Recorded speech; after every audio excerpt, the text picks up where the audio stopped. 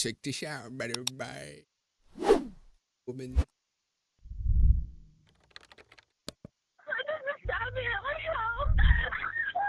Please don't do this to me. We were playing on the Ouija board, What? Who and plays he was that, talking bro? about how he wants to summon a demon into the house. What the V? Complete switch. It was the scariest thing I ever saw.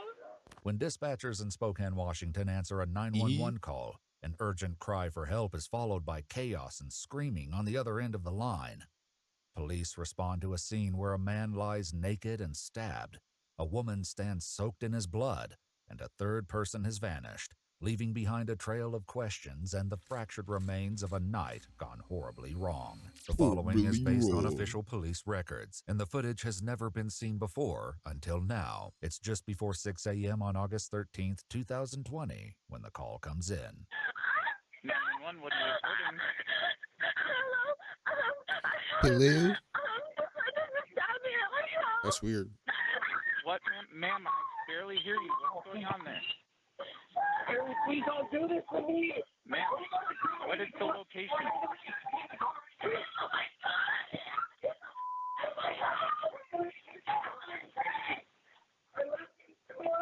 Hello, sir. Ma'am. Hello? Yes, ma'am. This is 911. Where are you at right now?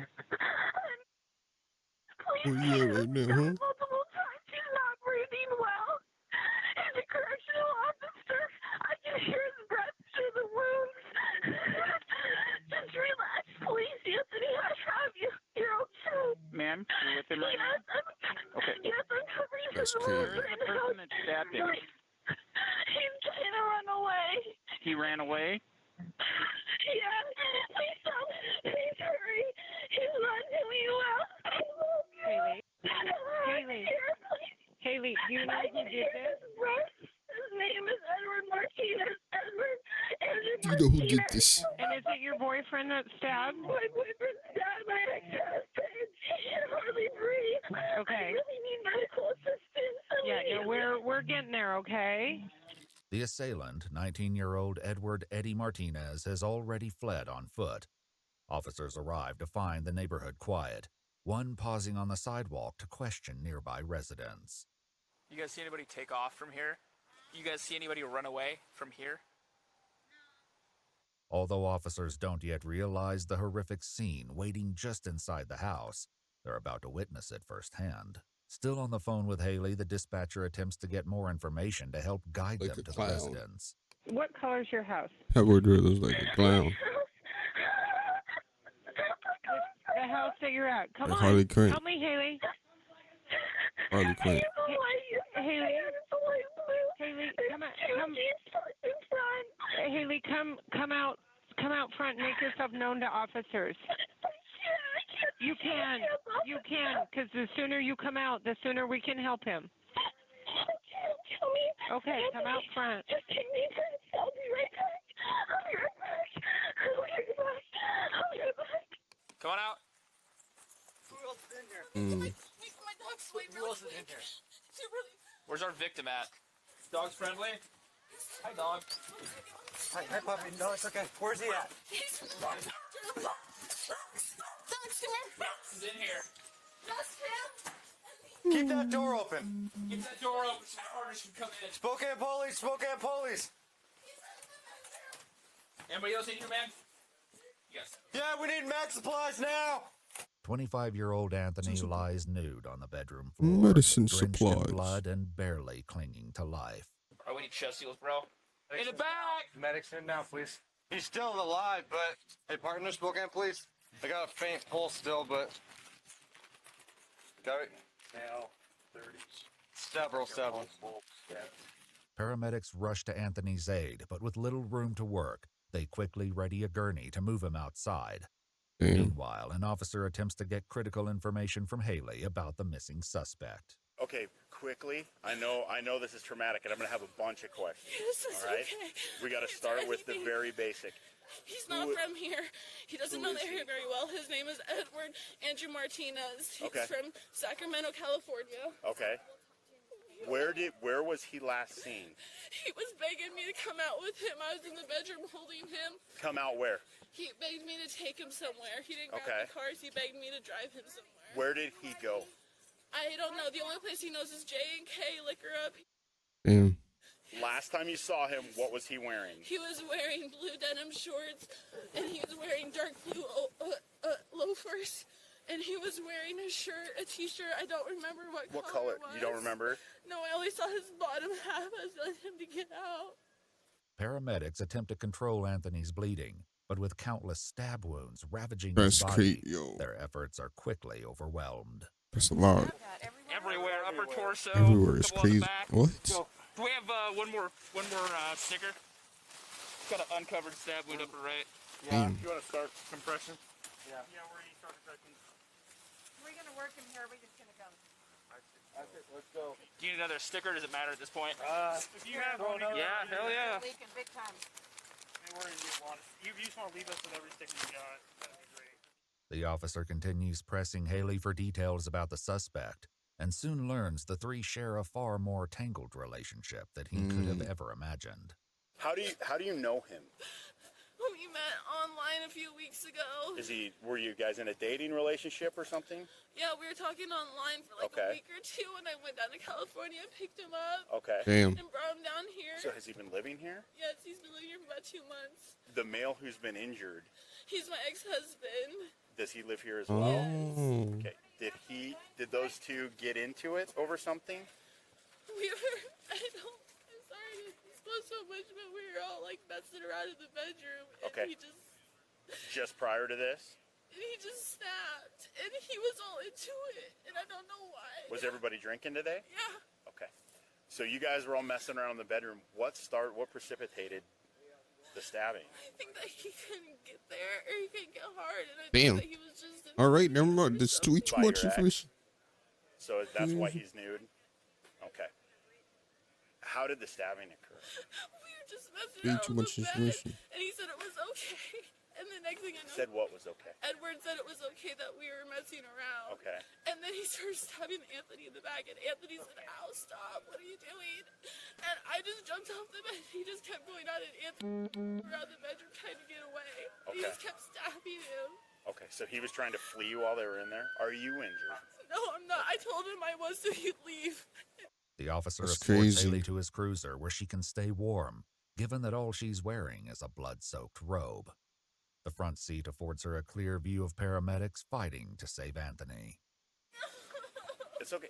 So he's got a pulse. He's all right. Okay?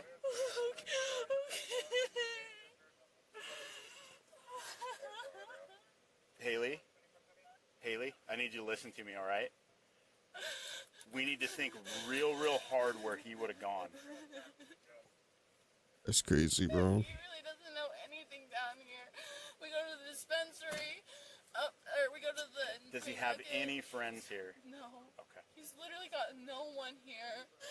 Oh, God. Haley, look at me, okay? Haley, don't look over there.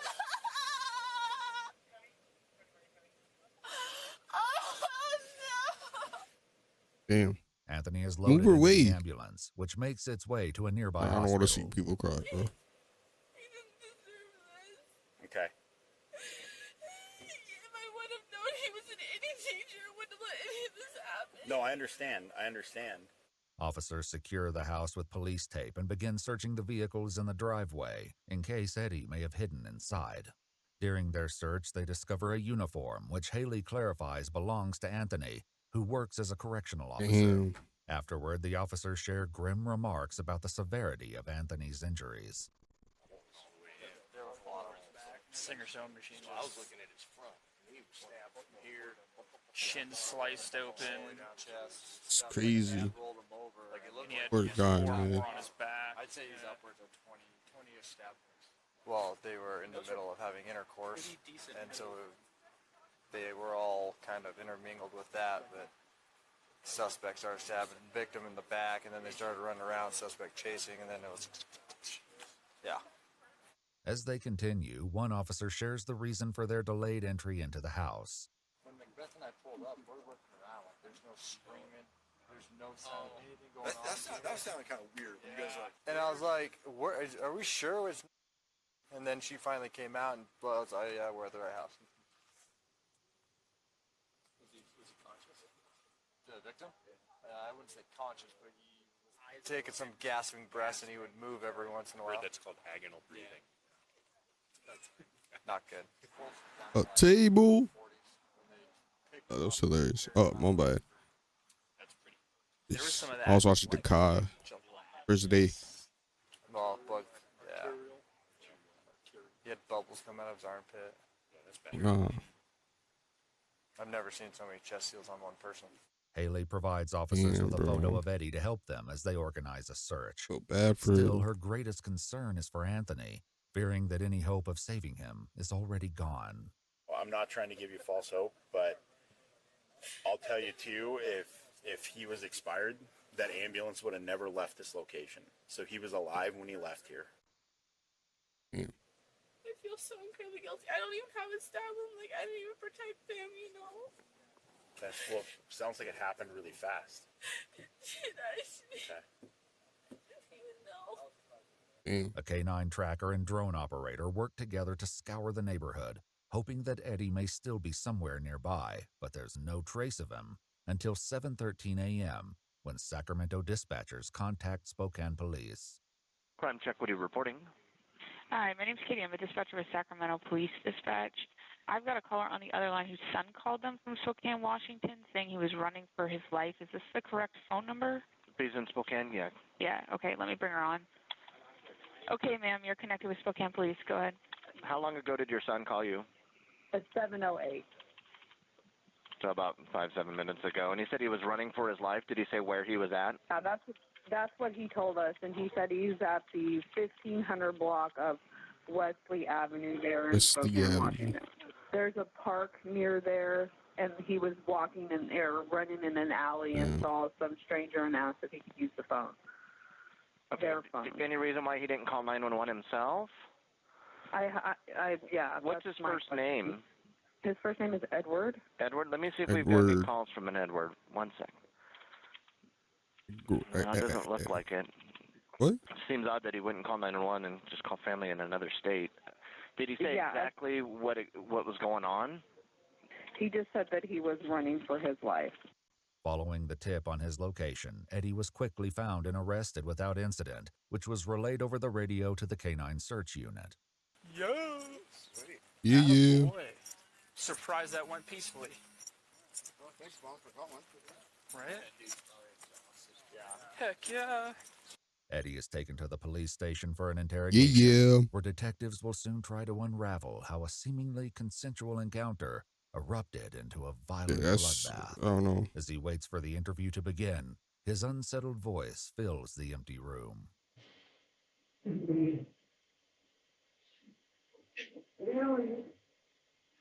I just want to see the alien. Everything will be fine. And she's still working on not me.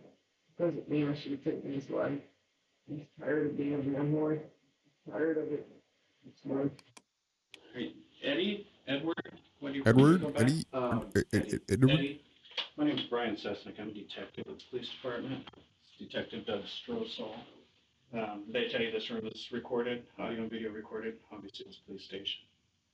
Just to my crazy empty thoughts. Well, the reason I'm here is obviously to find out what happened. That's my job. My hope is that I can just talk to you and tell me whatever you want. I'm just here to get facts. The detective reads and explains his Miranda rights before continuing. With these rights in mind, do you wish to answer my questions? It's crazy. All right, if I have a lawyer present. You would like a lawyer? Yes. It is. Though it seems the interview is over before it begins, what the detective shares next changes everything. So what's going to happen? We're going to have someone come in here. They're going to. We're seeking a search warrant to get photographs, buccal swabs, which is your DNA. Mm-hmm. They'll be in here. When that's done, you're going to be booked into jail. You're going to be charged with first-degree murder. Okay? He's dead. He is dead. You killed him. If you change your mind and decide you want to talk to me about this, you can always send a kite. Yeah, I don't need a lawyer. Forget that. I know what I did, and I'm not going to deny it. Eddie has read his rights once more before questioning begins. Just get it up that easy. So before we go into everything, I just want to ask, why did you say you wanted an attorney and then decide to talk? Is it because you didn't think he was dead? I mean, what? No, it's just, I don't know, I'm thinking too much about it. Thinking too much about it. I've been thinking about too much lately, and I get it. What's going on with your life? I just pretty been sad. An awful lot, and I'm like just not doing the right thing, and it took me over mentally, and thought I was going crazy. Low key. I literally thought that there's like someone else in my head. Like I'm not the only one in my head. Might need testing because I don't know. Do you have a counselor? No. Right. What are the tattoos? Oh, that's a tree of life. What about the K on your finger? My girlfriend's got a matching Q. Oh, okay. Does it mean anything, or is it just because we're together? Kings and queens. I mean, probably not no more, but yeah. Eddie explains he first met Haley on the dating app Badoo. I guess I was the first one to like her on the profile, and she matched with me. And bro, I want to meet someone, bro. We just clicked. Like it just felt so natural talking to her, and you know, I was at a point in time where I just couldn't trust anybody around me. Even people that I loved sometimes I just thought were shifty. Shifty. I don't know. I just been seeing things in a really up way. He tells the detective that Haley lived with him temporarily in Sacramento before deciding to return home to Spokane. I wasn't going to stop her. Where is Spokane? And I wonder. A lot changed after that. Like I like literally just cut everybody off for my new life. Sure. What all did you know about her at that point? Well, I knew her situation, which she was still living with her husband, who she's claims to be divorced with. Although Haley described Anthony as her ex-husband, their divorce wasn't yet finalized at the time of the incident. And I, at first, was okay with the idea of it because I didn't think she told me, you know, he's not going to be on no weird he's not going to do the things that he did do and did drive me off the edge. So how was the living situation in the house? It was fine, you know, for a while. It just functioned. Everything just worked. And there were moments where I would find text messages between them of things I didn't want to see. And that, you know, I kept telling her about it. I keep telling her and she keeps ignoring it, you know. After news of Anthony's murder broke to his family, some were quick to point blame at Haley. I'm curious as have they arrested his wife, Anthony's wife? If not, y'all need to put her in cuffs. All right. So, for what reason? Apparently, what they said on PH2 on their website said that the two men live together. All right. Anthony's married. Okay. The suspect is his wife's boyfriend. I just think that she needs to be looked at pretty seriously. This girl has created this situation.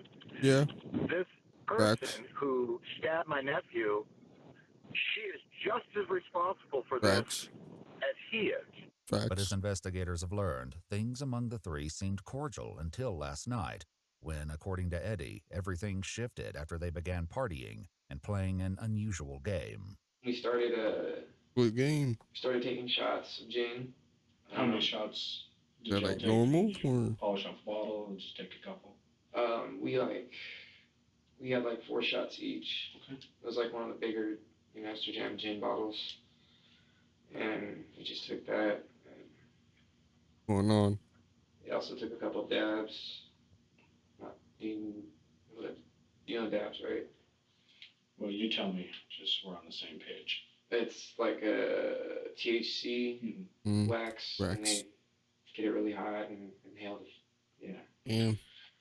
So y'all were sitting around doing that. How were things going at first? At first we were playing. It was pretty weird. We were playing on a Ouija board. What? Playing on a Ouija board? Yeah. And Anthony was talking about how he wants to summon a demon into the house, Yo, even though yeah, he nah. thinks the house is full Nah, of good buddy, man, spirits. nah. And I'm good. summoned a named Weird. Zozo or whatever. He was like begging for Zozo to come, like, be there. And the thing moved He's not where he permitted in wasn't my going to be there. ears. Like, He's not they said permitted no. in my house. He's And banished my house. I asked it a couple things and got some interesting answers. After attempting a demonic summoning through the Ouija board, they turned on some music, and sometime after midnight, Eddie says that Haley came to him with a proposition. Haley comes on to me, wants me to have sex with her, right in front of him, and he's sitting like right there, like on the corner, at that distance from the bed. And so, whose room are you in now? We're in ours, and he's just in there. However, Eddie's version of what happened doesn't quite align with what Haley told an officer at the crime scene. I don't know, like, he just got too up tonight or just lost it or what. And he wasn't doing anything besides smoking weed and drinking gin? No. Okay. And it was their plan. Like, I, went in on it, because I didn't even, So, do he and Anthony get along? Yeah. Is their plan to have this sexual encounter with all of you? Yeah. Okay. Starting Alright, a fashion brand shouldn't feel impossible. 2 men do that, bro. Other I don't think print-on-demand so. platforms. Streaming and doing that. There's no way. Was really drunk, so I couldn't work anything up for some reason. I get that drunk sometimes. Like actually going through it? I don't think so. And I have so you couldn't get hard? Yeah, basically. Okay. So what happens next? She starts trying to get me somewhere. It's not working. We start messing around, and then Anthony starts coming up, rubbing mine and her feet. And just, I don't know, like, it made me feel uncomfortable, but, I was already uncomfortable. So it just, added to it, and I don't know, I started feeling a deep anger inside of me. Just building. And, after a while, I literally took a step in the bathroom. Light wasn't on. And all I can think in my head, as soon as I walk in that bathroom, is, literally I went to find a knife and then lost it. Eddie then left the bathroom and retrieved a small folding knife from the living room mantel above the fireplace. And then obviously you went back to the bedroom. Right. And did you say anything to them? No. I actually kind of did this pretty sneaky. And that's what I feel bad about, is I was pretty sadistic about it. I took the knife and I literally hid it between my ass cheeks.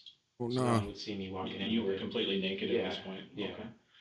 And sure enough, when I sat down, I moved it to where I could easily grab it. And then I said, well, since you guys are doing this right here, you might as well change the view, And I got him to turn around where Anthony's back was facing me. So how were they when you walked in? They were facing me on the bed when I was sitting like this on the bed when I laid down and hid the knife. And then I picked up my phone and... Not my phone, I picked up her phone because they said turn a light on. And I turned the light on and used that as a distraction. The light on the phone? Mm-hmm. And I just did what I never thought I would do, ever. It was when I came back in the room taking a piss. Mm-hmm. And I see him now giving telling me to join in, knowing that I'm not going to. Mm-hmm. And I don't know what it was, but just seeing that and thinking about just everything else adding up, I felt like nothing mattered. And literally, I said, F it. And Bro, it's her fault, bro. I feel bad about it now. I all feel their fault. remorse now. All 3 of them. Genuinely miss Anthony because he was an alright friend. I don't know what drove me to take his life. I couldn't stop. It was her fault for keep going. It was his fault for staying. It was the other one for staying in the house. Go hunting. So I know the feeling of taking life. I used whenever we get a deer, the dog would go fetch it and it wasn't quite dead. When you shoot it with a shotgun, brings it back. I had to snap the necks of them, and that actually gave me a rush. It was pretty gnarly. I haven't gone hunting in so long. Did this give you a rush while you were doing it? It was very short-lived because when I stabbed it, I literally I had no idea. I just lost control and I gained it all back that's when it was too late. At the scene, Haley described what happened just as Eddie began his vicious assault on Anthony. And he was telling Aaron, then he was telling Eddie to stop, that he was hurt, that he's really hurt. And how many times do you think he stabbed him? Oh, God, so much, probably. So much. Before, I thought he was, like, punching him at first. It was probably 15, 16 times. Yeah, weird. Between the back and the chest. This is really, really weird. I could literally hear each of the holes, like, gasping for breath in his lungs. Like, I hope she got arrested. How big too, is the bro. knife? You should. probably about 4 inches. It was a utility silver knife. It was kind of boxy. Was it like a 4-inch long blade? Yeah. The folding utility knife was recovered at the crime scene, its blade and handle stained with Anthony's blood. Did you say anything to him? No. Well, I think I said some words out of fury, but it wasn't any, like, rational words. It was probably just anger. What did he say? Cream. Please stop. We can talk about this. What about Haley? What was she doing? She just kept saying, "You're scaring me. You're scaring me." It's just like a light switch. It was the scariest thing I ever saw.